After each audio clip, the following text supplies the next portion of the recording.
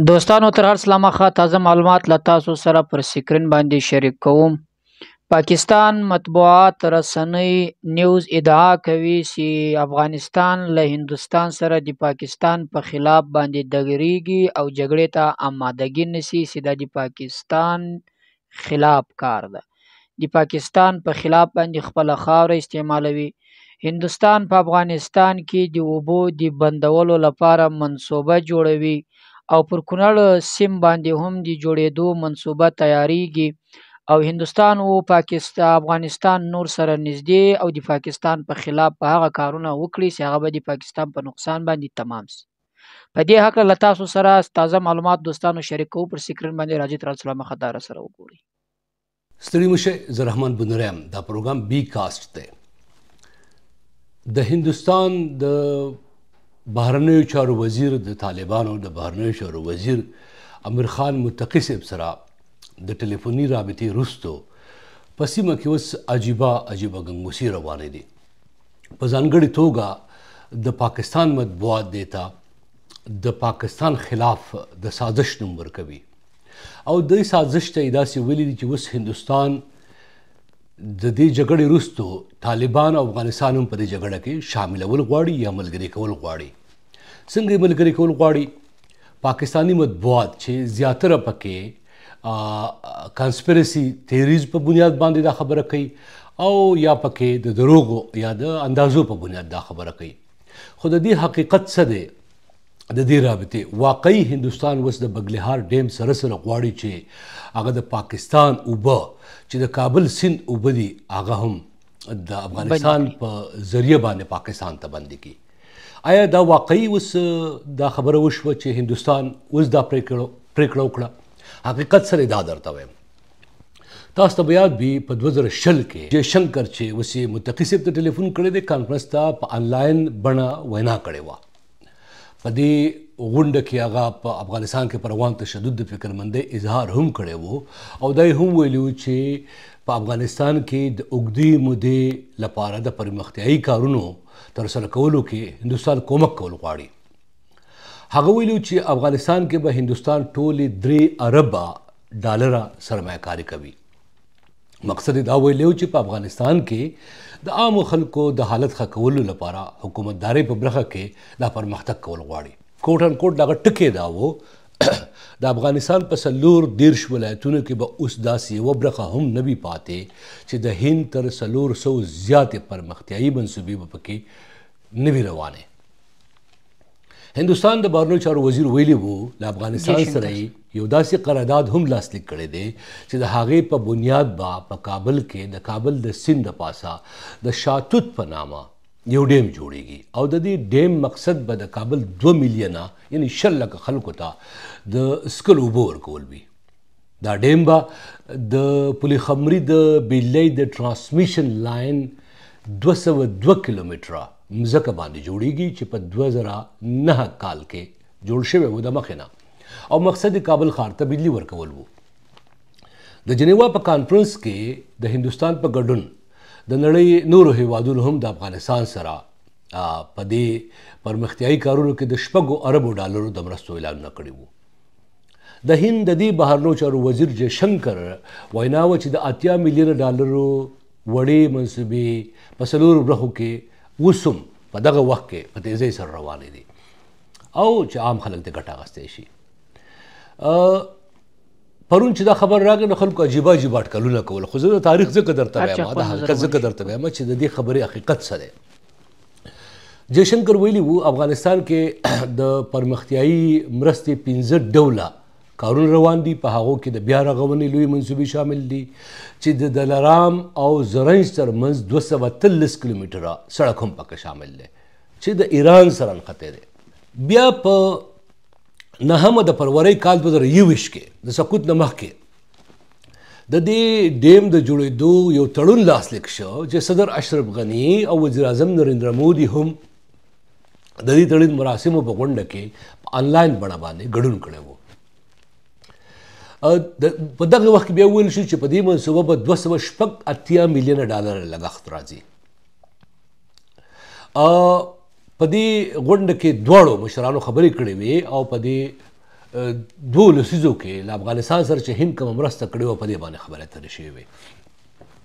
د صدر اشرف غني صاحب خبره دا وه چې سوله ییز افغانستان د منځنۍ ایشیا لپاره یا د دې هیوادونو لپاره د پیوستون لپاره یو ډیر مهم ځای دی. هغه ویلي وو کوټ ان کوټ له شاتوت ډیم سره به د کابل د واورې او باران اوبه مهار کړل شي چې د 2 میلیونه اوسېدونکو تنده ماتوي.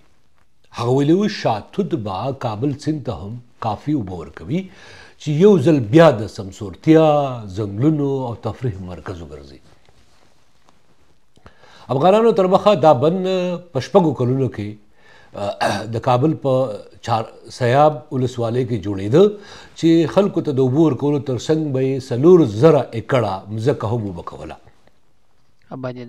د افغانستان د اوبو د چارو د تنظیم د ملي ادارې بیان نظام الدین خپلواک ویلي وو په دغه وخت کې چې دغه بند چې د 140 میلیونو میټرو ماکبه اوبو د ذخیره کولو وړتیا لري او د 92 میټره لوړوالی لري.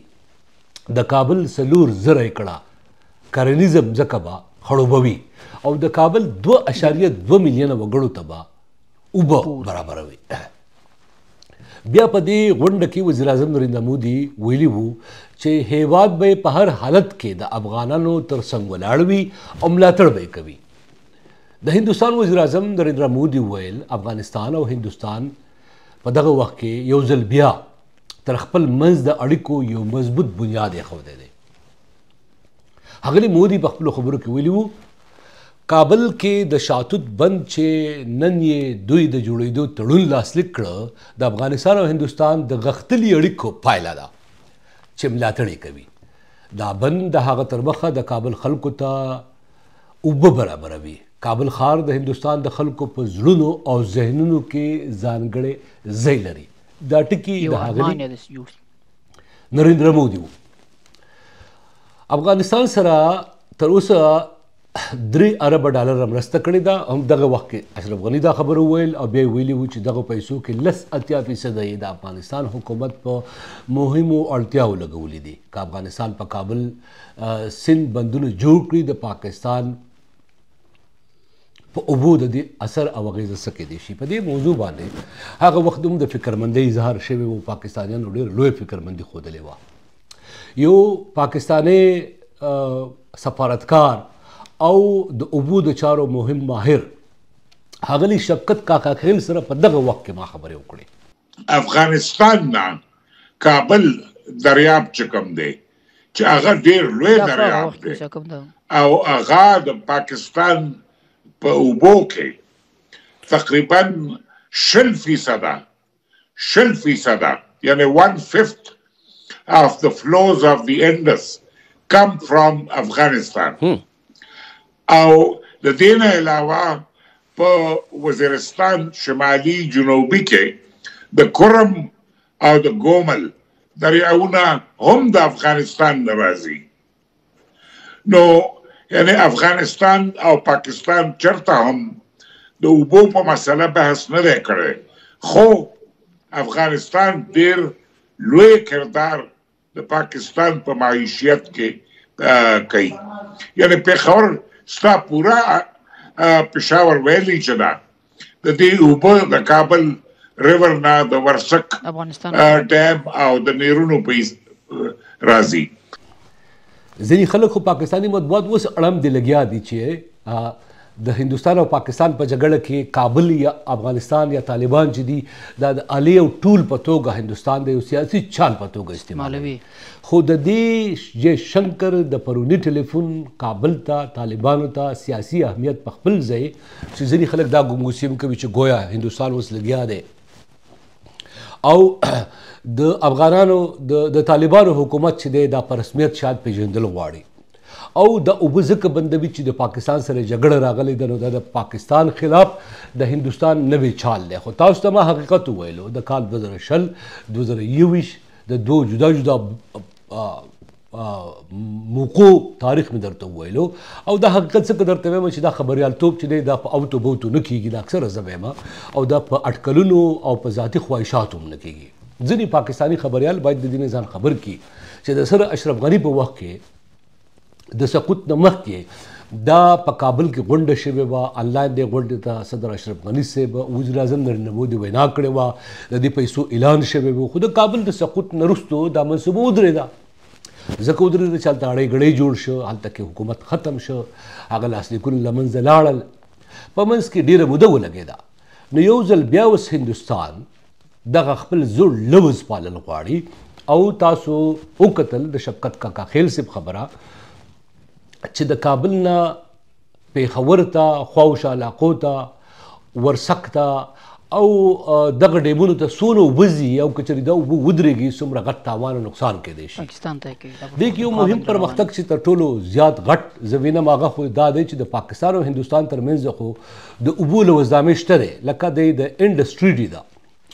خو داسې لوزنامه چې هغه د افغانستان او پاکستان ترمنځ د اوبو په سر شوي وي نه ده موجود. نو هغه خبریالان چې په پاکستان کې دي پروګرامونه کوي او د افغانستان سره شاید ذاتی تعصب لري یا د هندوستان سره کرکه او دښمني ده او دا تاریخي دښمني او کرکه دی په خپل ځای باندې د دې ترمنځ شته دی او دې کې شک نشته دی. خو دا خبره کول چې اوس هندوستان دا کار وکړ دا سراسر دروغ دي، سراسر ناپوتیا ده او سراسر تعصب دی.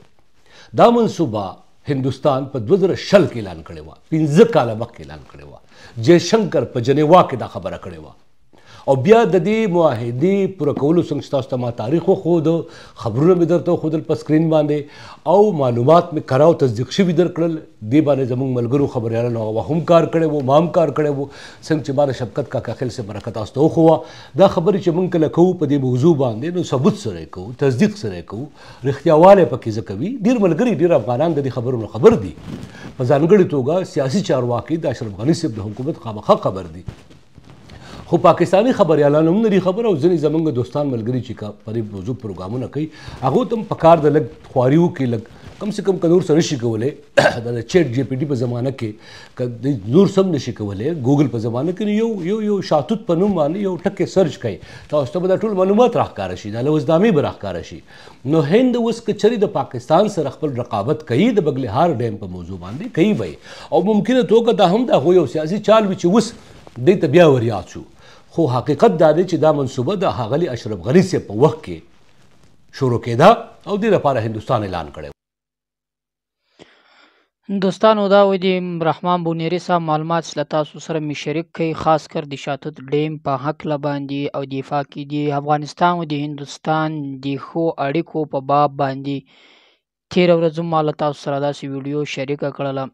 پر روان وخت کې به انشاءالله د افغانستان وزیر خارجه د پاکستان دا او سره چین یو ناسته په چین کې کېږي، د هغه په هکله به له تاسو سره معلومات شریک کوو او د شاتوت ډیم په هکله باندې به مکمل معلومات انشاءالله له تاسو سره شریک کوو او هندوستان او افغانستان په اړیکو پر باب باندې له تاسو سره معلومات شریک کوو. د افغانستان او د پاکستان په هکله باندې د مهاجرو د هکله باندې د افغانستان او د پاکستان په بیا ښه تعلقات یا بد تعلقات د هند سره به درېږي که به له پاکستان سره افغانستان درېږي، پر دې بنیاد باندې هم پر روان ویډیو کې دوستانو له تاسو سره دا معلومات شریک کوو. نو له کتنو مې یو جهان مننه، له موږ سره اوسئ، زموږ د خبرونه ګورئ. انشاءالله داسې به د پاکستان او د هندوستان او د افغانستان په هکله باندې له تاسو سره تازه معلومات په هر وخت کې شریک کوو.